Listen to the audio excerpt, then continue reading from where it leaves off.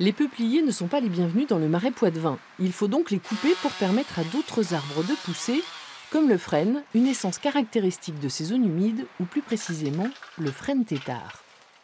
Le frêne tétard, c'est du frêne qui est conduit en tétard, c'est-à-dire qu'on le coupe régulièrement à une certaine hauteur pour produire du bois de chauffage. Donc cette coupe à une certaine hauteur permet de mettre à l'abri les jeunes pousses de la dent des bovins. Et donc on les coupe tous les 10 à 15 ans afin de récolter du bois de chauffage. C'est des arbres qui sont un refuge de biodiversité. Un arbre tétard, c'est un écosystème à lui seul. Par exemple ici, comme dans tout le marais poitevin, on a la rosalie des Alpes dont les larves se développent dans les frênes tétards. Pour ce chantier en zone préservée, il a fallu faire appel à un débardeur avec traction animale. Le principe est de remplacer les machines par des chevaux de trait pour préserver la nature.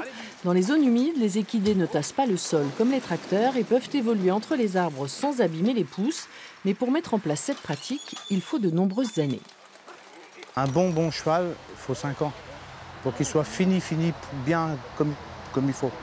Il faut d'abord avoir cherché cette relation homme-cheval. Et quand les deux sont en osmose, là ça fonce. Là, le cheval, d'abord, il apprend mieux. On commence par les chaînes, après on met quelque chose derrière les chaînes, on met le palonnier. Après, quand le palonnier fait plus de bruit, on met une palette ou un pneu ou un bout de bois.